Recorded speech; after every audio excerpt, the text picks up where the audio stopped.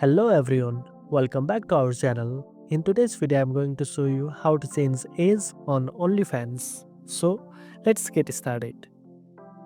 Unfortunately, there's no direct option to change your age from your account settings like you can do on other social media platforms.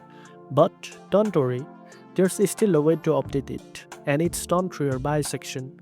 First of all, click on the profile icon located at the top left corner of your screen and select settings from the drop down menu. This will take you to your account settings. Once there, go to the profile section and you'll see a box that says bio. Click on that box and you'll be able to update your bio with your correct age. Just type your age manually like age 25 or whatever your actual age is. You can also add your date of birth here if you want to make it more clear. It's as simple as that.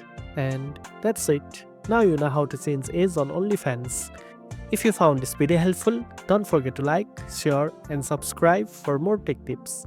Thanks for watching and I'll see you in the next one.